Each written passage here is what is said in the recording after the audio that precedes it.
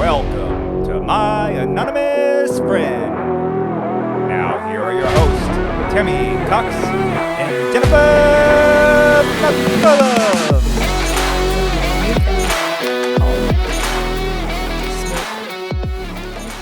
Okay.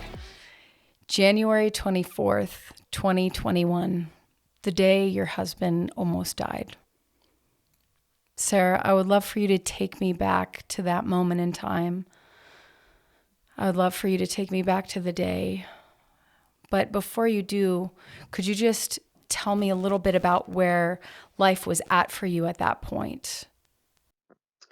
Yeah, we were just, COVID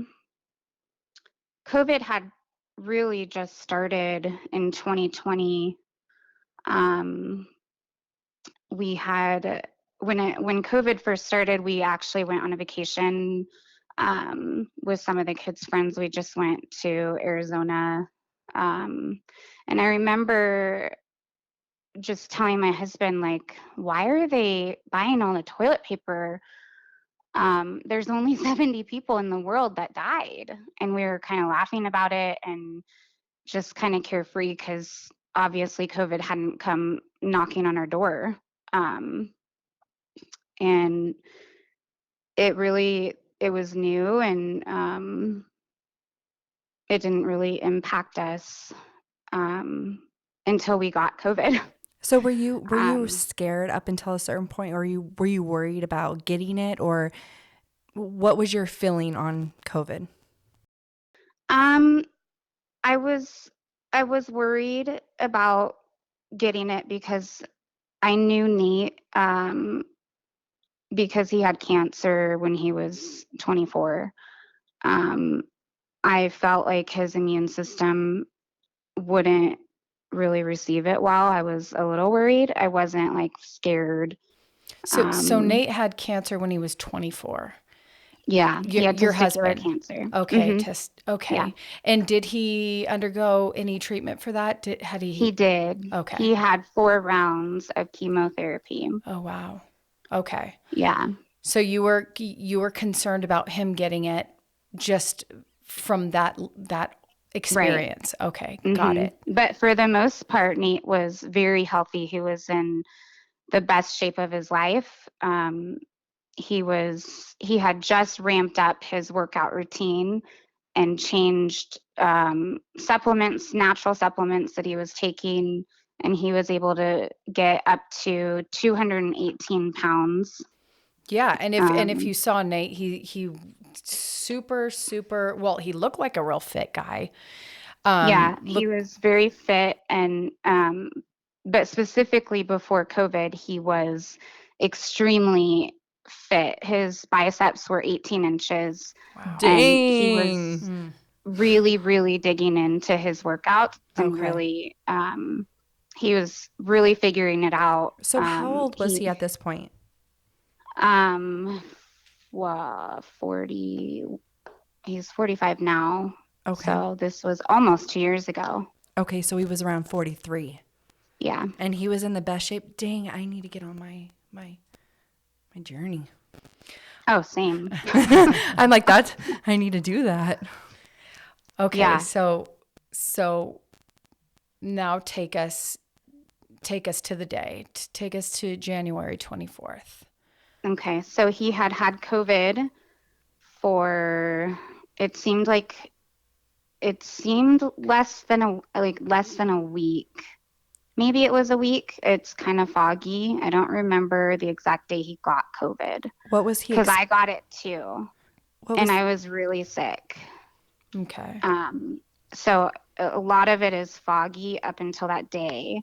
He started not breathing very well. Like And gasping or so I had bought, when he got COVID, I bought oximeters for his fingers so I could monitor his ox level, his blood oxygen. And so I got those like right away. And his oxygen level kept dropping, and it kept dropping while he was he would fall asleep and it would drop into the 70s. And that's really bad. And we fought it, and he knew if he was going to have to go in, he was going to get intubated. And so it was terrifying. We didn't want him to get intubated. And why didn't you want that? I had heard, like so much was going around during the time, and I had heard that hospitals were profiting off of Right. Yeah, I had heard intubating that their too. patients, like that was going around. And not only that, but so many people who were intubated. I mean, the odds of making it after intubation were really low at that point in the early COVID journey. Like this was just in January. And so COVID started March of 2020. And so it was still pretty early. We were still on the first wave of the virus. It hadn't mutated yet. Or maybe it did once. That could be false. It could have mutated by then at least once. But I think that he got like the first strand of the virus. So how many days was he experiencing the oxygen? Breathing Yeah, the issues. breathing Yeah, issues. it was probably 3 days. And And we had an at-home oxygen converter that his mom had given us, and it goes to like a hyperbaric chamber that's in my basement that we've never used because we don't know how, and it's hers. And so she just has this hyperbaric chamber. And so I knew that I had an oxygen converter, and I knew how to use that. And so I went in the basement and I got my oxygen converter. And then at this point we had called lots of doctors, and I had a neighbor whose dad was really like trying to help us. He is a doctor in Wyoming, but he's still in our UC Health network. And he had prescribed Nate hydroxychloroquine. oh, okay. And he also called in another oxygen converter because at this point I had him at the max level of oxygen, and Oh, wow. it wasn't helping. And so I was like, it's my machine. I know it's my machine. And so he called in a whole nother oxygen converter that I had to rent from some place that like rents hospital equipment. And so I didn't even know that was a thing that you can rent hospital equipment like that. yeah. And so he called it in. You had to have a prescription for it. So he wrote me a prescription for it. I went and got it and put Nate on that one, and it did the same thing. And it's not pure oxygen. It's just, it converts air to oxygen. And in the hospital, they use like the pure oxygen. And that's when you're struggling to breathe what you need. Yeah. And so it wasn't helping. And his ox levels were just getting worse and worse. And at that point, they were at a fully arrested state into like the 60s and 70s. They say 88. If your ox level is less than 88, it's an emergency. Oh, really? Like, And he was in the 70s. bad. Oh. And his was in the 60s and 70s. Oh. So it got to the point where nothing was helping. He couldn't stop coughing. It was just like almost like an asthmatic attack that he was having. Oh, wow. He couldn't catch his breath, couldn't breathe. So I had to call 911. And the ambulance came, and he was able to walk himself I had to carry the oxygen converter is like 50 pounds. And so I'm carrying it downstairs as he's like stumbling down the stairs, can barely breathe. By the time the ambulance got here, his oxygen had dropped. I think it was like in the 30s. Oh, that's so scary. He used all of their portable oxygen on the way to the hospital. We live about 10 minutes from the hospital. Oh my gosh. They used all of it. By the time they got there, he was maxed out and done. So they admit him to the hospital, and right away they're talking about intubating him. And he's like, my wife doesn't want you to. I don't know. And you weren't with him at this point. No, because it was COVID. And at that point, You nobody was couldn't go. allowed. No. So the ambulance takes him to the hospital. He goes through all that oxygen. He gets there. He's Right. hesitant to get, to have him put on the machine because of your thoughts about it. But did they end up just overriding that and putting him on anyway?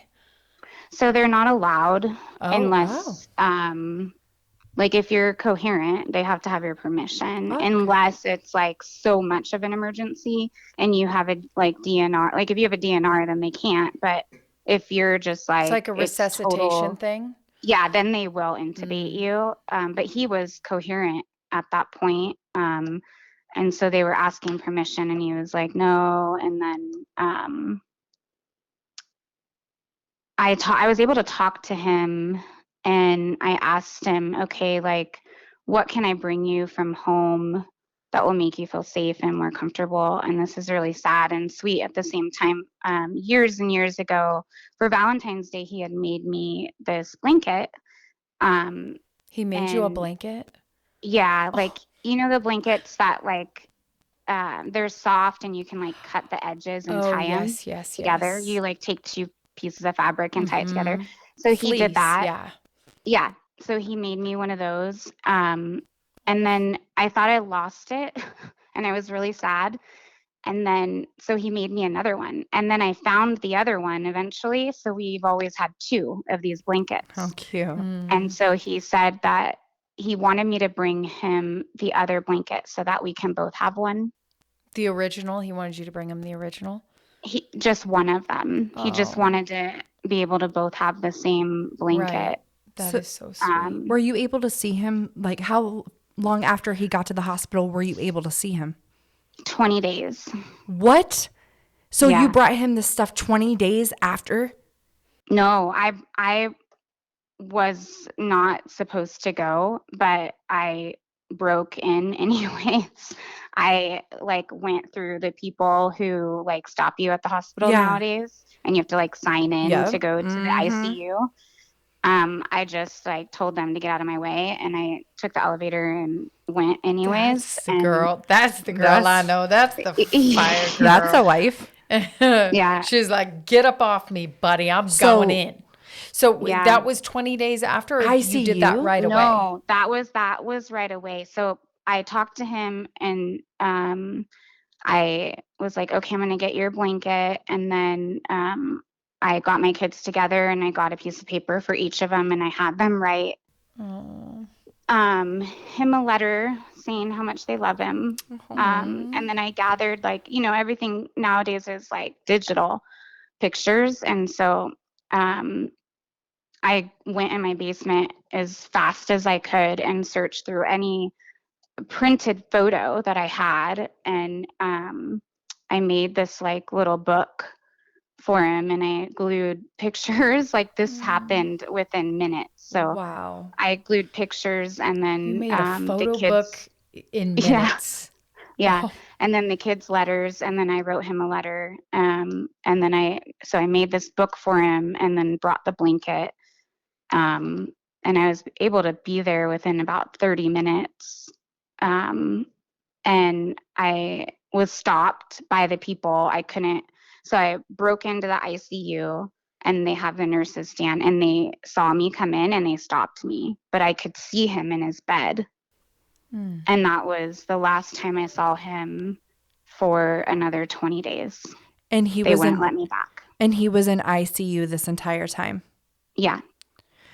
What Yeah. were some of the symptoms that he was having during those 3 days? I know you said the breathing, I know you said the coughing, but what did it start at? It started, you know, like with a cold. Okay. It started Okay. like, you know, for anyone who's had COVID, and most people have by now, you just don't feel good and you Okay. have a fever and you just are sick, right? And then the cough started. Only his cough never got better and his oxygen never got better. And you know, since this happened, like we keep I have like 3 maybe even 4 oximeters in my like medicine bags.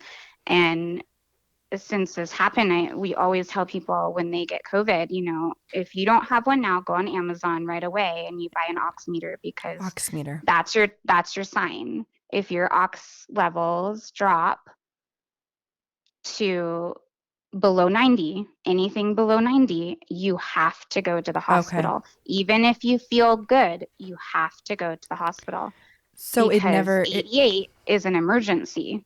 it never went up in those 20 No. days that he was. So what happened after those 20 days, the first time you got to see him? What were you feeling? How did everything, how was that?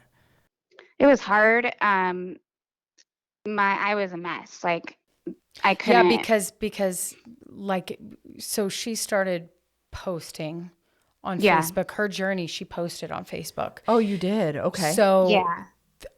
so the first day I remember you just calling out for prayer. Like you called out Yeah. for prayer in the beginning. I remember so much. And Yeah. what I love the most is about the specific things that you asked for prayer around. What were those Right. specific things? Well, it was like things with his kidneys, right? There were times where, well, you can speak to that, Sarah. Yeah. Yeah. I mean, later on, you know, like every day it was a battle, you know. So he was actually intubated for 2.5 months. He was in a coma and on a ventilator. So he wasn't And even awake at he all. was in the hospital for um I think it was like 70 something days, 77 days, maybe less. It was 70 something days. Well, Um, and the crazy part too, Sarah, was in this journey, I just personally wondered, there were points where you didn't feel, you were really crying out for his life, because you didn't, I don't want to say you didn't think he'd make it, because you always had like this really deep faith that he was. mhm. And you were demanding prayers, which I Yeah, freaking love so much. You were demanding them. You're like, pray for these things, and yeah. I loved the way you called out for that. But like, at what point were you like, he's hanging on by a thread? Because it sounded like the doctors several times were like, he's not going to make it. They said that? Or what They did you were afraid experience? of me. Yeah. So I've talked to um, a lot of other women whose husbands were intubated. They actually reached out to me when they heard our journey, because we were on the news and we were like in the UC Health. We did a video for the doctors and nurses Wow, at you their went on the hospitals. news? Yeah. So did they just find you because of everything that when your husband went in and everything that you were going through? Like, what are some of the things that stood out with your story, with what your husband was going through? I think because he was so sick, like he was one of their sickest patients that they've ever had at that hospital, is what the doctors told me. And um, they didn't tell me he's not going to make it because they were afraid of me. My journey, like once I was able, after the 20 days of isolation, and they finally let me in, it going back to like when he was there and I wasn't able to see him, I had a lot of support. My cousin and my sister both flew out here to be with me. My little sister Shelby, she's actually a nurse. And so she helped me with translation a lot. And she was a lifesaver. I would wake her up at 4 in the morning and just be like, what does this mean? And it was just like a heart reading on this heart monitor, because I have access to his so in our health network, we have these apps. It's called the UC Health app, and you have an account. And when you log in to that account, you can see your test like results right away, even before the doctors see it. At times, it's like an Okay. instant result.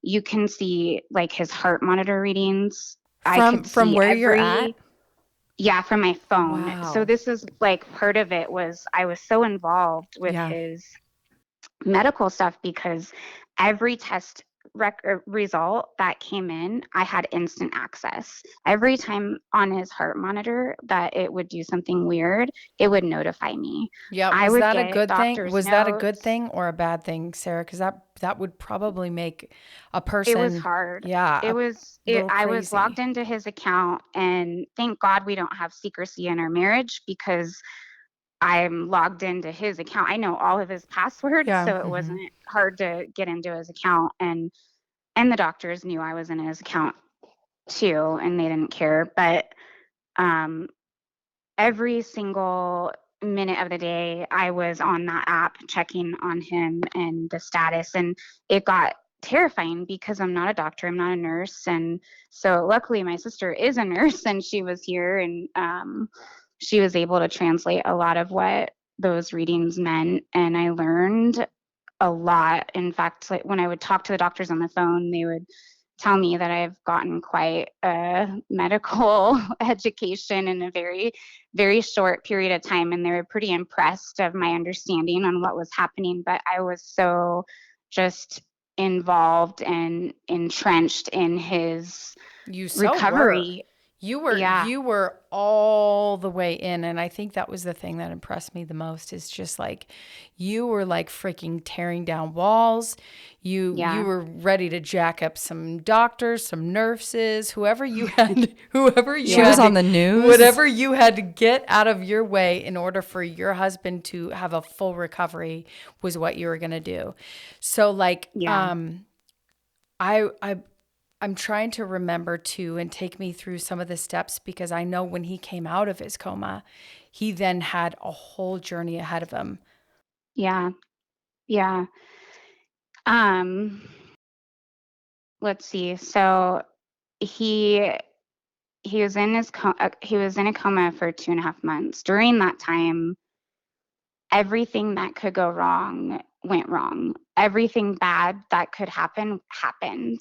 And from doctor or like medical error to um, infections Wow. to What like anything that could go wrong went wrong, and his case was so complex and complicated, and then daily it just kept getting worse and worse and worse, and it was pretty crazy. So the first thing was he was septic when he like day one he went into the hospital, day and one? his day one he was septic, That's that's and so wild.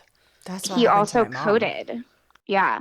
He also coded, and they tried to prone him, which is to put them on their stomach. And when they proned him, he coded, which means he died, basically. Um, Was this on the first day of the first 24th? day. Yeah. And Day one. when did you start watching every moment with him with that app? Because that's a big thing that a lot of people out there don't know about. And that app following everything, even if it's, Instantly. I was logged in before he was oh, intubated. shit. Yeah. Oh my gosh. Yeah. So every single thing that happened, I could see it. I could see every doctor's note, every nurse's note. I can see every test result, every heart reading, everything. I was fully aware of what was happening. You were And by like the in time the room, basically, yeah, every and step by of the the. time I talked to the doctors, because once a day the doctors would update me on what was going on with him.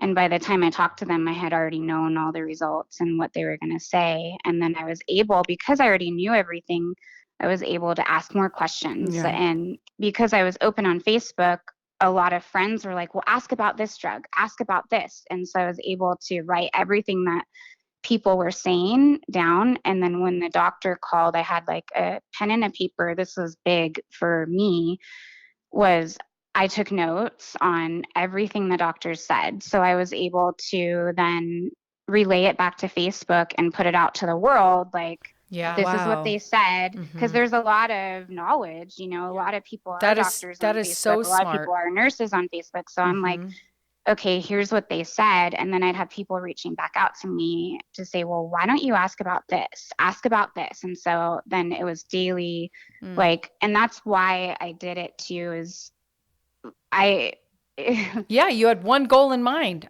I need to get my yeah, husband well. And that's why I yeah, said, like, it was such a journey of absolute faith, but also faith with a lot of work on your part. Like, you did not, Yeah, you, everything sounds like a yeah. lot. So then it took you 20 days to get there. And he didn't, like, I remember when they were trying to wake him up. How soon into his journey were they trying to wake him up from the coma? not for 2 months. And then I think it was 2.5 months that he was finally awake, still intubated, but awake. And then they gradually got him off of uh, the ventilator. Yeah, and life support. Wasn't he on life support as well? Well, that is life Oh, support. it is. Yeah.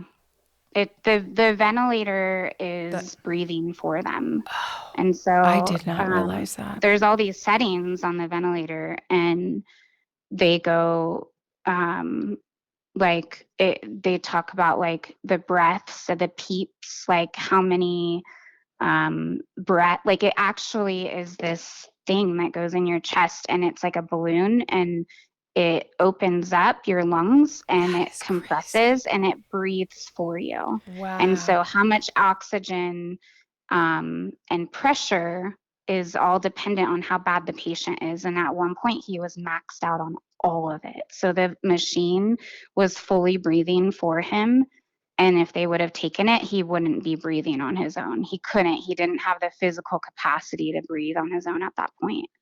And so the machine was opening his lungs, closing his lungs, and pushing pressure of oxygen into his lungs to breathe for him.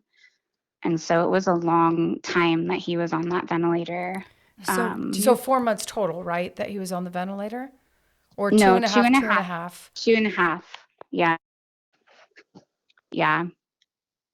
And during that time, it was, I prayed a lot. I pressed into God as much as I could, and I was determined to make God hear me. And so I think part of my Facebook was, as many prayers as I can get. I felt like then God would hear me or hear them if he didn't hear me, or, the more people I could get to pray for Nate, the better my chances of God saving him, is how I felt in my heart. And, I had friends who told family members in different countries and different states and cities, people that we've never met or heard of, were praying for Nate. And, So powerful. it was really powerful. And during that time, I felt like God had led me to watch The Secret, Yeah.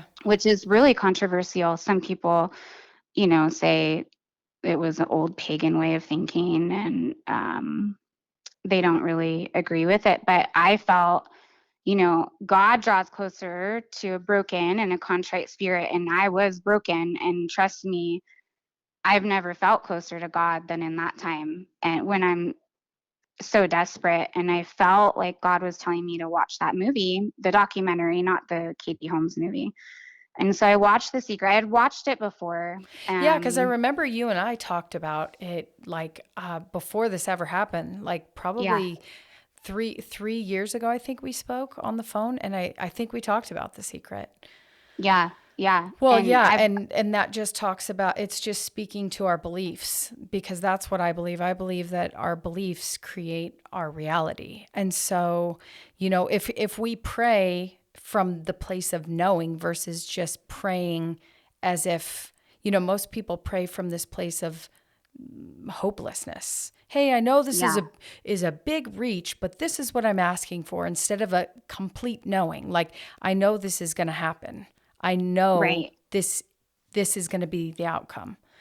Yeah. And I couldn't afford at that point to allow negativity. And I was so desperate, like so desperate for God to save him, that it just hit me. Like God was telling me, like, you need to watch The Secret. And so I was like, Shelby, get the Bible. And you need to back this up with scripture, because I have people in my family on both sides who are pastors, and my cousin is a pastor, her husband is a pastor, my uncle is a pastor, his wife is a pastor. I have lots of missionaries and pastors in my family, and I knew that they don't really agree with that. And so I wanted to back up my actions with scripture, because I knew it was God speaking to me. And so I watched it and I took notes. I had like 20 pages of Wow. notes, and I just took notes. I'd pause it, I'd take notes. And then I'd have Shelby back it up with scripture while I'm taking notes, because I wanted to make sure it was of God, right? Yeah. And what I found was, the secret says, like, it's just the law of attraction, like manifesting positive things, being positive, stop being negative, that kind of message. Yeah. And so I wanted to back all that up with scripture and just make sure I was under God's covering, because I'm so desperate for him to save my husband at this point. I don't want to make him mad, so I'm like, Yeah. okay, God, like, am I doing the right thing here? So what I found was the secret. It talks about ask, receive, believe, or ask, believe, receive. And the Bible also says that. It says, ask and you shall receive. And the Bible also says, pray as it has been given to you. Yep. Pray as it has already been given. And that was a message that I really received from the secret. And I felt like that was God. Like, that was divinely God speaking to me and telling me, stop asking, start Yeah. praying Yeah. like it's done. And a lot of times in the Bible, Jesus says it is done. Like, like he wouldn't pray and like, dear God, please, can you do this for me? Like, that's not how Jesus talked to God. And I think that his message was the same. Like, he wants us to have this relationship with God, and God already knows your destiny, and he's all knowing. He knows what's going to happen. But when you pray, you need to have that kind of faith. You need to have faith that it's already going to happen, and it already has happened. So start praying like you actually believe that God is capable of that miracle. Right. Because Act as though. if you're not going to believe it, then don't ask for it. Right. That's You're asking for a exactly true. miracle. It's You're exactly asking true. for this crazy miracle, then you better believe that it's possible. Otherwise, you're wasting your time and God's time. And so I just felt that so clearly. Like, it was so clear to me at that time, like, this is what I have to do. And then from that moment on, I was like so determined not to be negative. And I had to change my way of thinking fast. And I couldn't buy into, your husband's going to die, your husband's really sick. And I had to do it so strong that even when the doctors and nurses were telling me, Sarah, you need to come here right now because this could be it, I was faced with that almost daily. Nurses calling me Jeez. scared, telling me, Sarah, you got to get here right now. He's bleeding out again after the 16th blood transfusion. 16. And Okay, yeah, so that's a huge thing that we didn't know. Well, I didn't know, and the world doesn't know that he 16. yeah. Goodness So while he was gracious. in a coma, he got staph infection in his lungs. He got MRSA. He got he was septic. He had multi-organ failure. So not just his kidneys, but his spleen was enlarged, his liver was damaged, and it was failing. His kidneys were failing. His heart was an AFib for most of the time. He's like a So his heart was miracle. failing. His heart was failing. His kidneys were failing. His spleen, his liver. And then the hospital had accidentally pulled out his feeding tube, Oh, and yes. So they didn't. failed you. That's what I was going to ask, like, so many times on here. So do you feel like when you were going through this that the doctors have failed, did fail you at certain points, or nurses there? If I felt like they were failing me, I would fire them.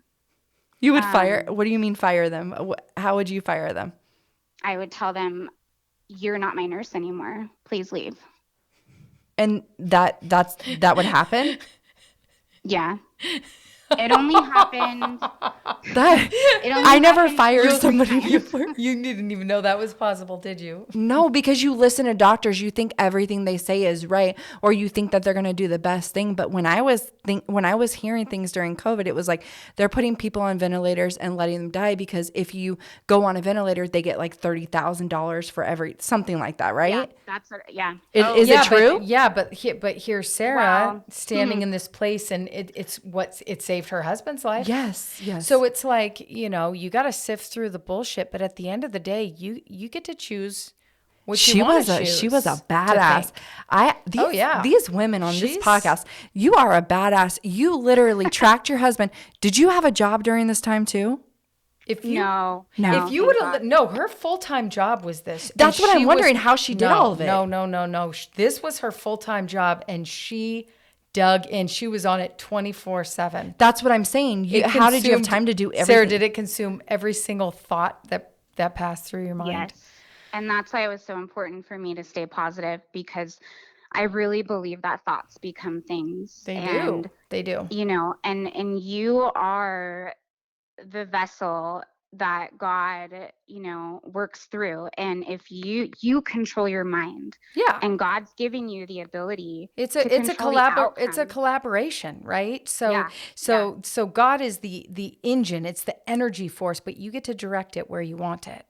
Exactly. So and that's what free will is. yeah, God it's has exactly given us what free it will. is. And so we have the ability to control our minds, and it's such a powerful weapon, and it's such a powerful tool. And this was my test, like it was the hardest, most negative time. Like I'm talking like not only did he have multi-organ failure, 16 blood transfusions, the hospital accidentally pulled out his feeding tube. They didn't know for 3 days. So his stomach cavity filled with food. For 3 days, he was starving. At this point, he was dropping weight like crazy. My gosh. And he was starving. I didn't realize they didn't know the feeding tube had been dislodged. Jeez. Wow. Yeah. And so he had to have emergency surgery while he's in a coma and on a ventilator. They had to go in through his stomach. Which is very dangerous. Yeah.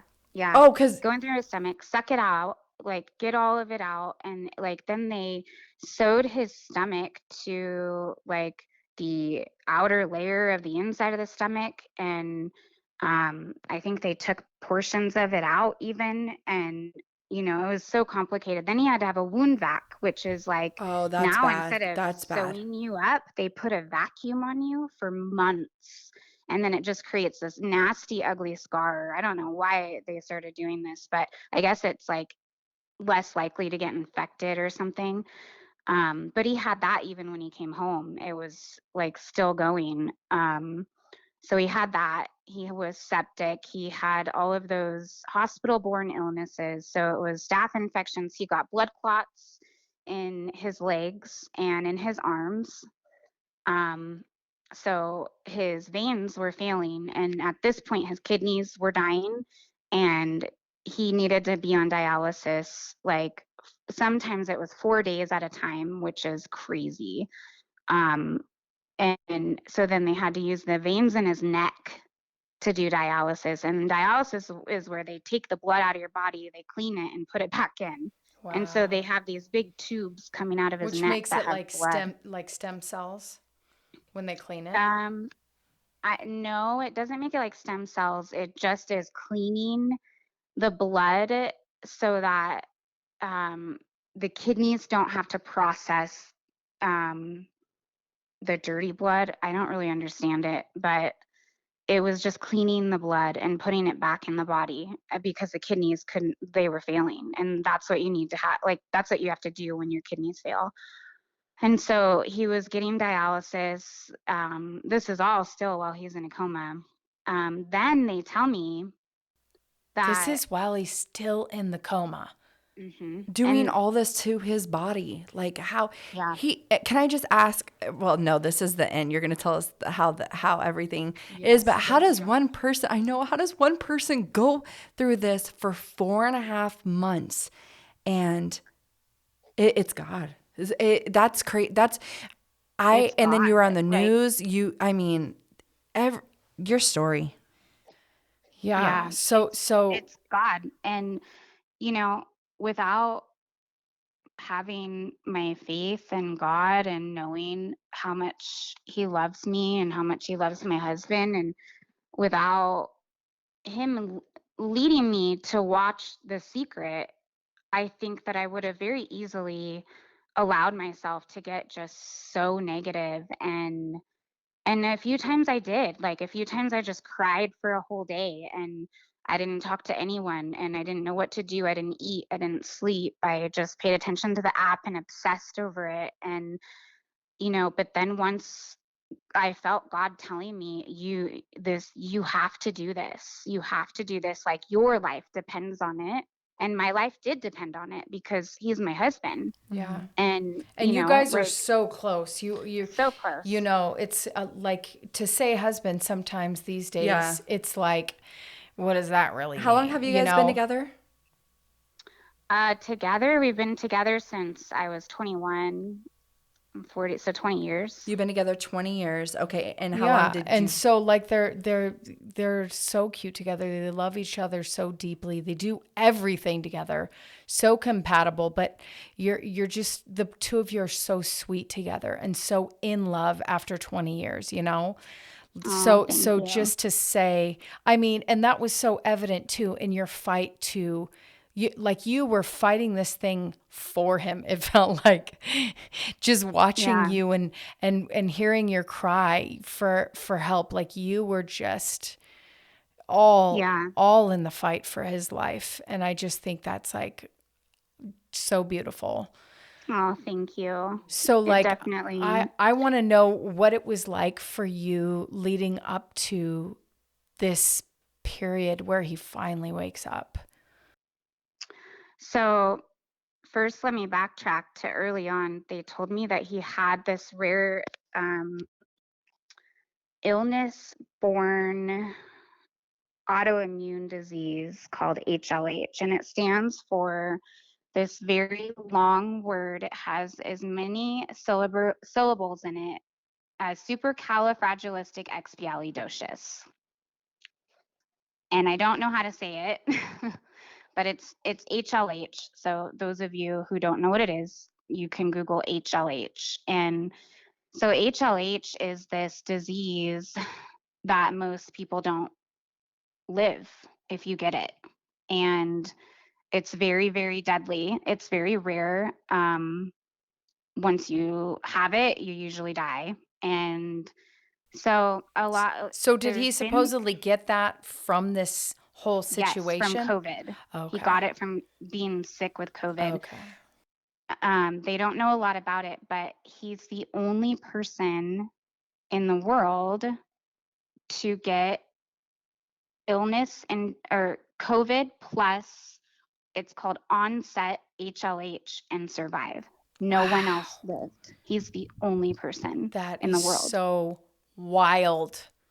Yeah. Dude, homeboy People, homeboy is strong though. yeah. You know what People I'm have saying? gotten, yeah.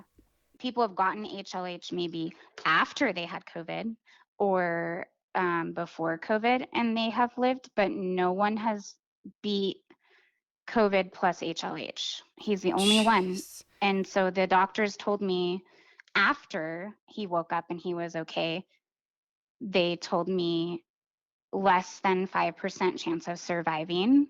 And I don't think they wanted to tell me the percentage because it was so low.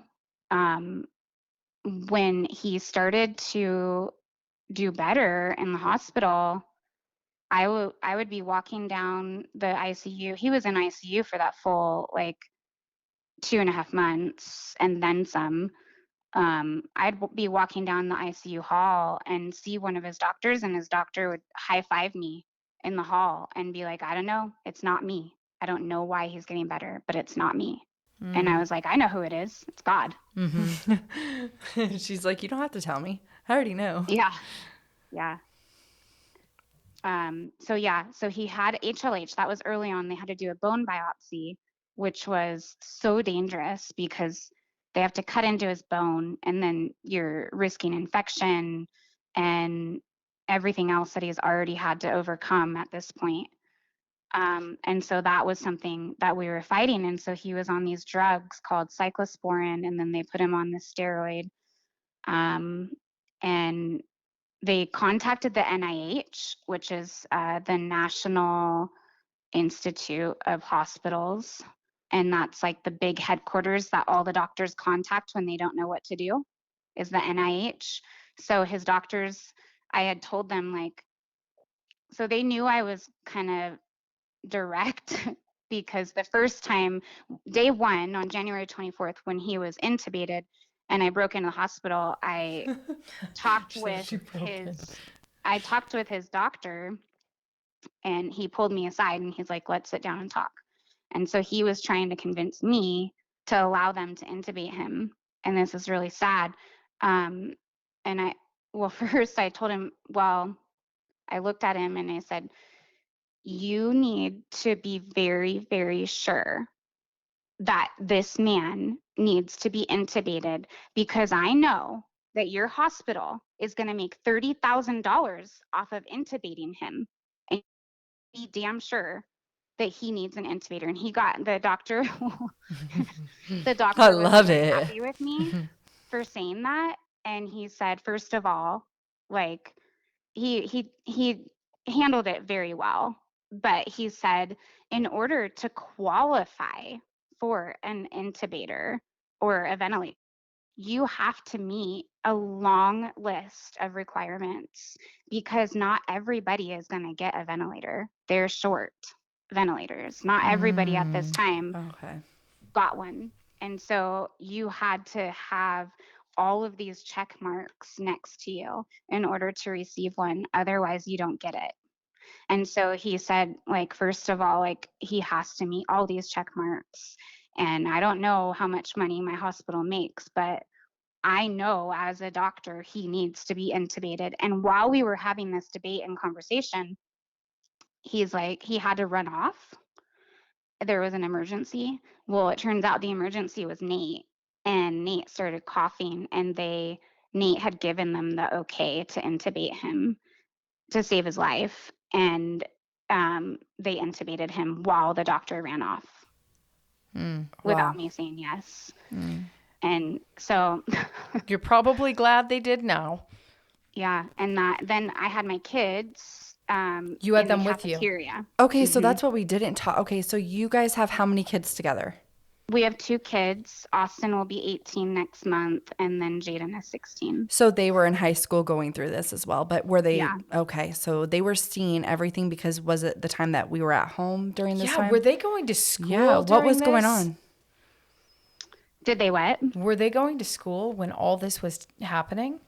Yeah, yeah, they had to go to school, and it was so hard. They they just had to. My daughter, she's the one. She was actually. This is so crazy. She's so strong. She was dancing when this all happened. She's a competitive dancer. She's been dancing since she was 2 years old. She would compete all over. She's flown like all over the states to Yeah. compete. So it was full on competition season. And we actually got COVID from her dance center. And Okay, so she you got, know where you got it then. yeah. So Yeah. you were the We got first it. one and then your daughter and then him? No, so my daughter got it first and then she gave it to us. Oh, goodness. Yeah. And so that was a big weight for her to bear. Yeah. And she really struggled with it. And, you know, she was also going through friends in high Yeah, school. she's Like, so young. she was like having such a hard time in so many areas of her life. And then this hits, and it was she took it the hardest. It It was really hard, but she I through the whole bet. thing, and I need to post this video because she had worked on this dance. Nate had loved this dance before he got sick, and it was one of his favorites. And Jaden is featured in the dance, and all of the dancers like dance around her. And it's about this girl who is like sick, and the the world is like passing her by, and they're not paying attention to her, and they're mean to her, and they push her on the ground, and they mistreat her,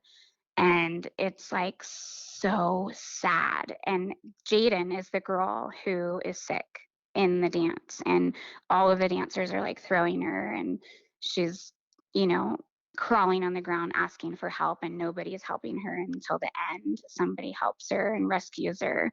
And the song is just like, will you like help them? You know, like it's really emotional. And so she was competing this dance. She had like 14 different dances that she was competing, but this was one of Nate's favorites because it's like all about Jaden, and it's all focused on her. And she competed that dance while he was in a coma, and they won Oh my gosh. um, first place and first overall, and got to go to Wow. nationals in Arizona, and they competed that at nationals, and they actually placed second nationally with that dance. So And he was good. able, when he woke up, we went to nationals, and even though he was in a wheelchair, he like sucked it up, got on a plane, and we went to nationals for Jaden, and he was able to watch her Wow. compete that dance, and it was like That's so so awesome. amazing, so emotional. I mean, it's so crazy because watching your journey, like I knew what Nate looked like before all this Right, happened, and then seeing him when he woke up and how thin he was. I mean, he did not look like the same person at all. right. And Yeah, I he could not lost imagine. 77 Yeah, pounds. and just like he was he was sleeping for what 2.5 months. And Yeah, it was such a dramatic difference to see him like that. And I can't even imagine how painful that was for you to look at your husband so like deteriorated and so unhealthy. and I think I just couldn't do that though. Like Because like I for me, like that, my dad dying of AIDS, like the 3 months that he had full blown AIDS, I watched him deteriorate, and he went from looking one way to another in 3 months, like right, just not even the same human. And so for me, that's like triggers my traumas, you know? So I just looked at you guys, watched you guys going through this, and you were like, I don't care what it takes. This guy's going to be whole. He's going to be healthy. He's going to be thriving. And I know you're still in the mix of it, right? We haven't even yeah, gotten to that part yet, but your absolute knowing. I don't say faith because faith is on one level, and then the knowing is like the next level up, right? And you're like, I know that you are going to be 100%. In fact, you're going to be better than you ever were before, right? That's right, what I feel yeah, from you. yeah. I I couldn't afford to allow my mind to go there. And during that time, I only communicated with like very few people on the phone or in person. I only allowed myself to talk to my sister, my cousin, um, and that was really And it. for what reason? Because I couldn't afford to hear someone's tone of voice who felt bad for me, who felt Yes. sorry for me, who Mm. was sad for Nate, who was upset. I couldn't afford to hear someone cry. or Ooh, I just just got look at me, goosebumps. I got or goosebumps. just, You know why? yeah, Because that like consciousness is a state of being, right? And you yes, knew what every thought produced. You know that thoughts create yeah, things. So you could not allow your consciousness to be swayed by someone else's. Because if yeah, they came at you with this sort of exactly. I feel bad for you, then what they're saying is there's no hope. And you were There's like, sadness. Yeah, I cannot, I'm not going down there. I'm going up here. exactly. So Yes. I freaking love that. I think that was power on your behalf. You freaking knew what to do Yeah. because And I thoughts knew do that my create cousin, things. yeah, my cousin wouldn't be sad, and she would encourage me to be positive, and she would say positive things because that's just how she is. And I knew that my sister would do the same. And so I just stuck to those two people. Um, and I even my mom, and it was so hard, my Yeah, I poor know you're mom, close to your because mom. she just wants to be there for me, and she wanted me to call her and be sad to her, but she didn't understand, like, I can't afford to be sad to you, and I can't afford to hear your emotion behind all of this. Like, I'm fighting for my life here, and if I hear your voice and the sadness behind it, you're going to derail my mission, and I can't afford that. And I had to practice that the entire time I bet. when I couldn't see him, when I had to video him while he was in a coma and not be able to hold his hand, when the nurses finally let me in there. And, when I was finally allowed to see him, I was the first person to ever be allowed into a COVID infected patient's room at our hospital. Wow. No one else had gone into a COVID room at that point other than the nurses and doctors.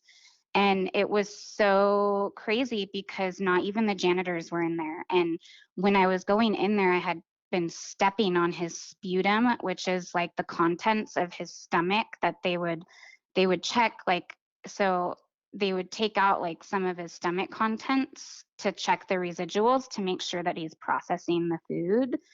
Um, Oh and they gosh. had spilled it on the floor. It was either his residuals or it was his sputum, and because it was like yellow stomach bile on the floor, Oh and I had stepped gosh. in it so many times, and I just had to have grace for the nurses and the hospital and the doctors because I was allowed to be in there and no one else could get to see their husbands or their loved ones. Yeah. I was the first one. And so I had to be on my best behavior. I had to do everything perfect. I had to sanitize just like they did. They gave me a special mask to wear. I had to wear a full on gown, eyeglasses, a full N95 mask that they gave me. They gave me one mask in a paper bag, and they told me that I had to bring it with me every time and keep it in the bag until I get to the hospital and put it on my face. And then when I leave the room, I had to put it back in my brown paper bag. And it got so nasty, um, like dirty. Yeah. Finally like had enough courage to ask them for a new one, and they gave me a new one. But I didn't want to rock the boat because I knew I was like on thin ice. I had fought with a hospital administration the night before they let me go see him. The hospital administrator talked to me on the phone, and she told me no matter what, I'm not getting into that hospital, because I told her, how would you like it if this was your son or your daughter or your husband and you didn't know if you were ever going to see them again, and you didn't get to see them and they were dying? How would you feel? How are you not letting me see my husband, lady? And she was so mad at me for turning the table on her like that, that she told me, no matter what, you are not getting in that hospital. I said, okay, fine. And I hung up the phone crying. The very next day, I get a call from the nurses in ICU, and they were inviting me to come the very Oh my next day gosh. Wow. after she had told. And I had, you talk about being tested. I mean, it was constantly like that, like Oh constantly, with yeah. even the nurses. They would look at me with this negative, like not negative, but like sad. They were sad for me. And so I hated it. So I had to turn the tables. I started making signs in his room. And so What were the signs saying? oh my gosh, they said, if you don't have anything positive to say, get out. Yeah. Okay. I Um, like that. they said, God is healing Nate. They said, I have pictures of him. They they just said positive messages and things to where if you were, I put them everywhere. There wasn't another hospital room, I don't think, in the history of that hospital that had more signs on the walls, on the doors You than legit are my a hospital superhero. room. And I Wow. just, I wanted, when the nurses walked into his room, I did not want their negative attitudes, or their bad day at work, or their I'm sorry for you feelings in that room. It was my room, so I had to control it. And the way I controlled it was I questioned every single med that they gave him.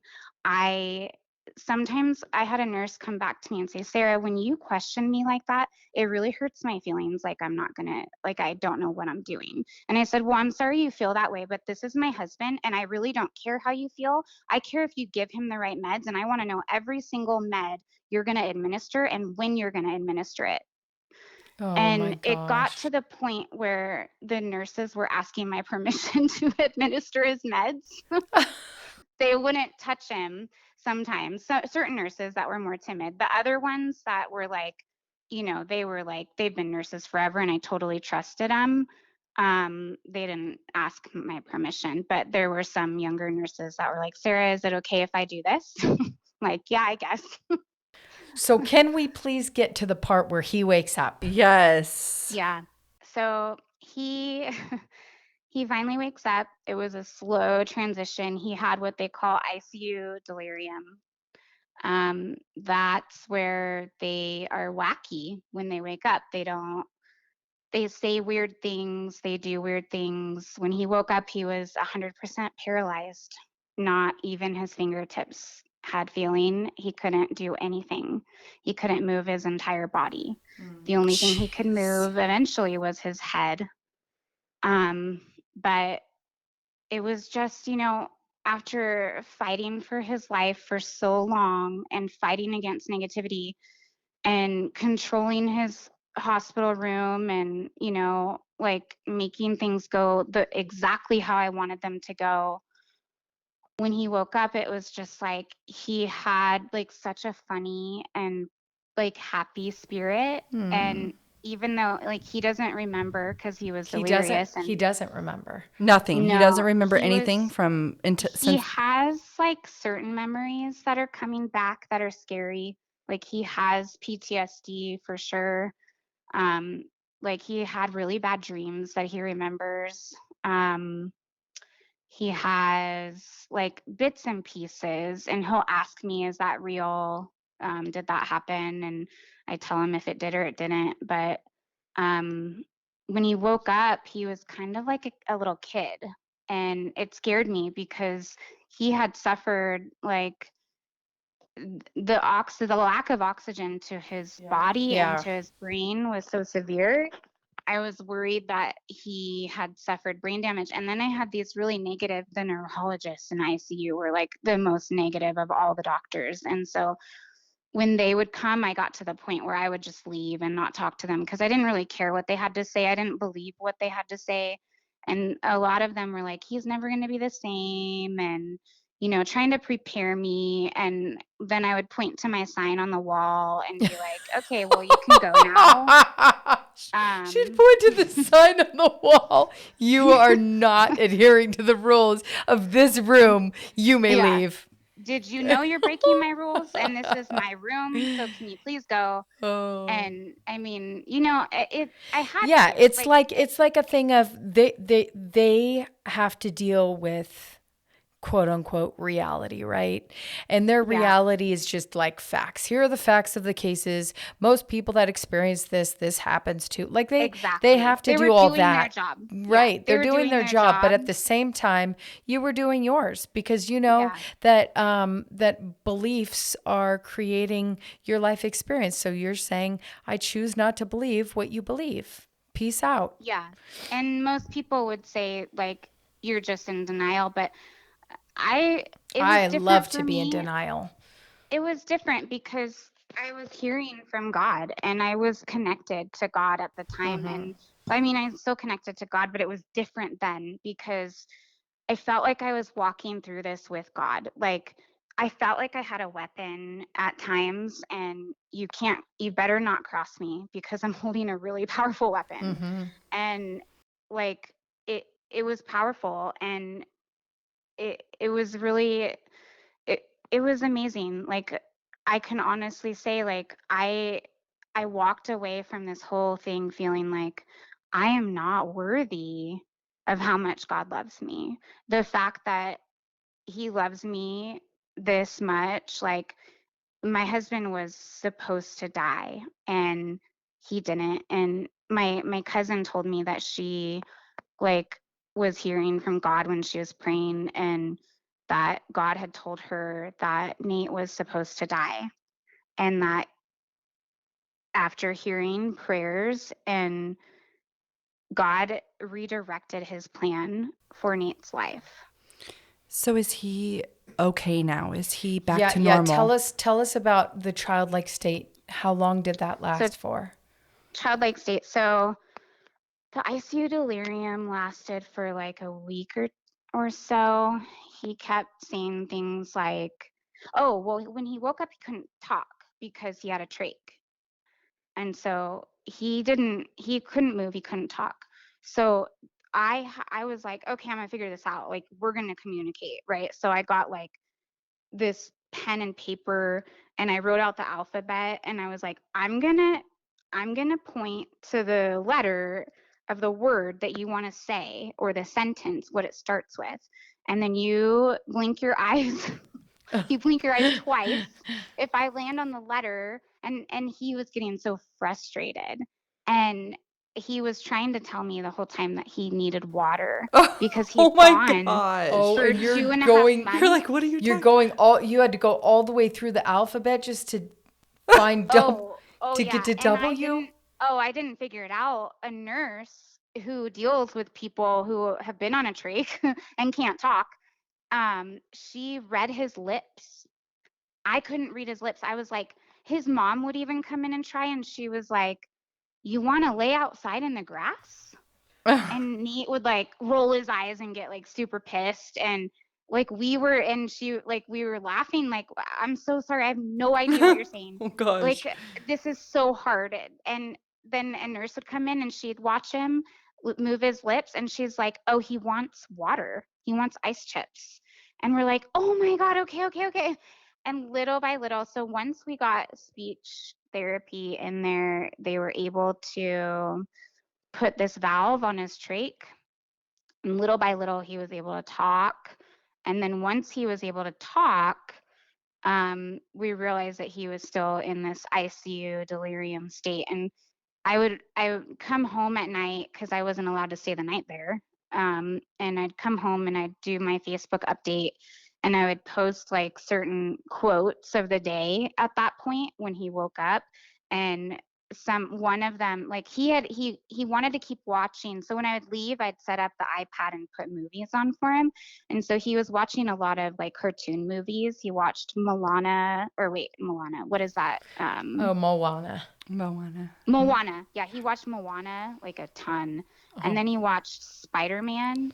And so I'd get to the hospital and he would tell me, take me to the Spider-Verse. And then another time I got there and he was mad at me because he was telling me to put him in the microwave. And I was like, Nate, don't you think that's unhealthy? And he was like, put me in the microwave. And he was like trying to yell at me to put him in the microwave. And then I figured out that he was cold, but he wasn't able to communicate that he was cold. And so he wanted me to microwave him. Oh, Oh my gosh. Yeah. And then another time he said, hang my sombrero around my neck. oh, what did he mean? And then, like, he would just say like these off the wall things. Another time, which is like so funny, um he thought, so we have respiratory therapists. The respiratory therapist would suction out the secretions in his lungs, because when you have a trach, you still have a lot of secretions in your lungs, and they have to like take this tube down your neck hole from your trach and into your lungs and suck out all the mucus. And so the respiratory therapists are in charge of that. And so he had this guy, his name, I won't say his name, but he hated, like, he wasn't gentle, like my favorite respiratory therapist. I have two. And he just was rough with Nate. And when I would leave and he was alone with Nate, Nate felt like he was violating him and mean to him. But he was also delirious. And so when I got there, he told me that this person was abusing him and hurting him, and that in the middle of the night, he would come in his room and pee and poop on him. And he's defenseless, and he can't make the guy stop peeing and pooping on him, and that he wants me to fire him and not have him do his respiratory therapy anymore. And I was like, really? Like he peed and pooped on you? And he's like, yeah. And I was like, do you want me to go tell the charge nurse? And he was like, yeah, right now. And I was like, really? And he was like, yeah. And so I went out and Well, they would see that. yeah. They would see the pee and poo on him and be like, yeah, it where did this obviously come wasn't from? happening. Yeah. So I went out to the nurses station and I talked to the charge nurse. And at this point, I'm friends with all the nurses. Like, they all know me. All the respiratory therapists know me. I'm like running the ICU at this point. Right, Like, right. you know, like at this point, I'm like, I run into other patients' room and I'm like, hey, I need you in Nate's room. You need to suction him right now. It was. Did they They're ever my try to kick you friends. out though? Anybody ever try to kick No, you out? no, because I've been there for so long and I didn't like You were like part of the touch staff. anything. I was just like, hey, You were Lucas, just get part in of, Nate's yeah, room. you were Yeah, part of the Okay. staff. You were yeah, just and like the little boss, yeah, the I little just tiny bossed them boss, around. because she's Yeah. so little. How tall are you, Sarah? I'm 5 feet. She's 5. She's so little. She's like a little pocket-sized lady. So with all the therapy, how long did he go through therapy once he got out of the hospital and everything, and update us on how he's doing now? Okay, yeah. So he got out of the hospital after 78 days or 70, I think 77 days. Um, you maybe that long. He actually went home on Easter Sunday, so you can do the math. That's God. Um, That's God for you. it was in April. Yeah. Jeez. Oh, Wow. that was another thing, is that was a roadblock. One of the nurses, like, they were like, because Nate at this point, he was so done, he just wanted to go home. And when you are this sick, they don't send you home. Oh, They yeah. send you to inpatient rehab. And so it's called Oh. LTAC, long-term acute care. It's where they send people like Nate. And the problem is it was COVID. And if I would have sent him to LTAC, I would have only been able to see him 1 hour every day. And if I saw him, then my kids wouldn't be able to see him because of COVID. And so that didn't work for our family. And obviously it wouldn't work for me, because at this point I'm controlling his medical care. Yeah. Like, the nurses at this point have taught me everything I need to know. They taught me how to change like his bedpans, how to change his sheets while he's still laying in them, how to give him a bath, how to like do everything, how to like really a take care of freaking him, life. how to administer his meds through his feeding tube, how to change I his need feeding you. tube. Like That is I knew amazing. everything, and they were teaching me, because if I was going to control the room, then they're like, well, let's put her to work. So Yeah. I was helping. But it wouldn't have worked for a family. And I don't think Nate would have felt safe going to Yeah. LTAC at that point because he was so vulnerable and paralyzed. So And how did you get around so that? the hospital administration, like, we were like, look, we're going to leave. And so they were like, well, this is what you have to do in order to leave. I had to find a company that rented hospital equipment, including a hospital bed. I had to get a Hoyer lift, which is like this giant Oh car yeah. jack, but I've for people. yeah. And you have to and then I had to, because in order to put him in a wheelchair, I needed a lift to put him in the wheelchair because I physically Those are can't pick him up expensive. and put him in the wheelchair. So I had to find a Hoyer lift. I had to find a portable toilet, even though he had to go to the bathroom in bed at that point. He didn't need it.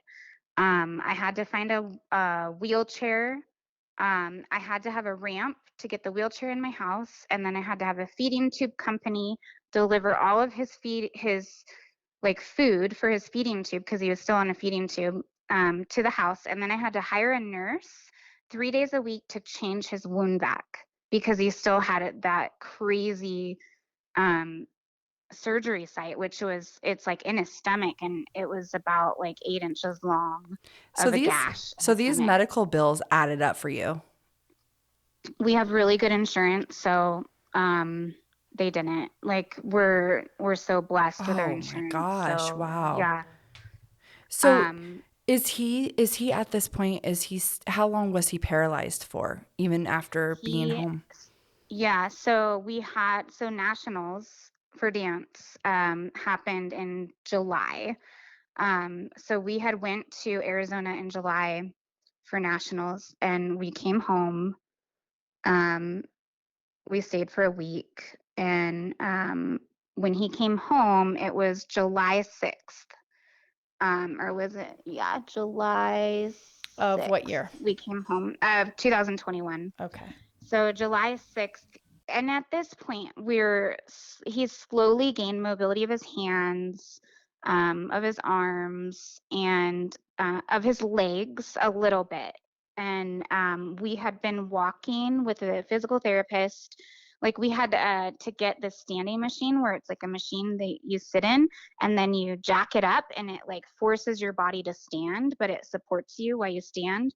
And so we had that happening. And then we had physical therapists that would come to the house, and we would little by little do like first steps. Like, we started standing, and then first steps. And so he had been able to take about 10 steps on his own, very wobbly 10 steps. By the time we went to nationals, when we came home, he had decided he's done with the wheelchair. Even though he technically still needed it, he had decided, I'm done. Screw this. I'm over it. And so on July 6th of 2021, he made me get rid of the chair, and he walked up our stairs for the first time. He made his So mind up and he was like, I'm yeah, going. He made an absolute Dang. so So decision. it was like 7 months, and it was the first time in 7 months that he was able to get to his bed. I had converted my whole downstairs into a hospital room. I mean, we had a hospital bed. I bought myself a rollaway bed so that I could sleep right next to him, because at like 4 in the morning or 2 in the morning, sometimes his feeding tube would be done. And then I'd have to like have an alarm and wake up and change his food so that he didn't starve to death. Because at this point, he was just so skinny, and I was so afraid of him starving. yeah. And so I had to be right next to him, and like, I couldn't be in his hospital bed because it was too small. So I bought like a little like rollaway cot thing, and I slept right next to him in my living room. Um, and so it had been for him 7 months by the time he got back into his bed and he walked Wow. himself up there. She won the wife Um, award. Like legit the Dude. wife and everything award. No. Jesus Christ. That's no, amazing. like, so many wives would have done the same thing. And I know, like, so many wives probably have and been through similar things. And what was the hardest thing for me was I would get calls from women whose husbands were intubated, and they, like me, were so desperate and connected to their husband, and they were looking for an answer because my husband was the sickest, right? Like he had HLH and COVID and he survived, So what did the doctors do differently with my husband, and what did they give him? Like, what did I do? Even like, how did he survive? What is something they could do in their situation to help their husband survive? And what did you tell them? I spent hours on the phone with some women, and I went through all of Nate's medical records. I told them the medications that he was on. But isn't it like a simpler answer? Because I believe that what saved your husband was your belief that he was going to live and he was going to move through this. That's my personal belief. And I did like, it's really hard to push that on someone who's in the thick of it, like, like a grieving wife or a wife whose husband has cancer. It's tricky, like it's for me, that was my mission, but I couldn't necessarily force that on another person who's going through the same thing because their mindset isn't the same. And so I offered, I said, I'm going to pray for you. Like, you need to pray, you need to be positive. And like, I offered those things, but I think they were looking for a miracle or a miracle drug, or they wanted to know what he was given early on, because they believe that it's a medical problem that gets treated medically. Yeah. Like, what did the doctors do to save him since he was so unsavable? And he really was so sick, and to be the only person in the world that survived that kind of sickness plus COVID at the same time, I think they were just hoping that the doctors had something very new. Hopeful. Very, very hopeful. Here is a video of Nathan on October 21st, 2021. Hi, my name is Nathan Washam. I was admitted to Medical Center of the Rockies by ambulance on January 24th, 2021. I was intubated that day due to COVID-19. While I was in a coma for nearly 60 days, I suffered multiple organ failure, ARDS, onset HLH, along with a ton of other medical issues. I had 16 blood transfusions, and my survival rate was 5% or less. I stayed in the hospital for 71 days and finally went home on Easter Sunday. Since then, I've had to learn how to move my body completely again. I was totally paralyzed and in a wheelchair when I went home. I went home with a feeding tube that my wife took care of and a wound vac that we had a nurse come change every 3 days. But in the last 6 months, I've been able to ditch my wheelchair, no more feeding tube, no more wound vac. I'm not on any medication, and I've gained 35 pounds of the 77 pounds that I lost during my stay. I've been able to go out on the boat with my family, get back to lifting some weights. I'm walking, and I'm doing physical therapy 3 days a week. I'm not completely back to normal or back to work fully, but I know that I will be soon, and I'm trying the best that I can to work on my recovery every single day. I was asleep for most of my stay, but my wife was there every second that she could be, and probably a few seconds that she shouldn't have been. I've learned about the relationship that she formed with the staff and how much they cared for her and how much they cared for me and my entire family. It's a debt that I'll never be able to repay. I had many doctors, many nurses, from wound care nurses to respiratory therapists, even janitors who cleaned my room, from the phlebotomist who would do blood draws to the x-ray technician who was scanning me for blood clots. From the critical care doctors and ICU nurses to the nurses on the 5th floor, the recovery unit, this is my message to all of you. Please don't give up. Do not let the pressures of this world and this disease weigh you down. When you've had a bad day or you lose a patient, remember my story. Remember how bad it was and how bad I looked. Remember how hard you fought and I fought. The extra time you put in to think about my treatment or my medications. Remember your successes when you experience loss or failure. Each and every one of your jobs are so important and they all matter, and what you put up with and what you do for all of your patients impacts the lives of more than just that patient. Each person that you treat has a network of people who matter to them in their lives, and it's a domino effect. You definitely don't get the recognition or the credit that you all deserve, but the difference you make in your patient's life could be the difference in many more lives than you'll ever be able to see. My family, my friends, and I want to thank you for each and every one of the days that you spent caring for me and that you put into me during my stay. A special thank you to our ICU nurses, to my therapists, and a special thank you to Dr. Stevens. The world needs more people like all of you.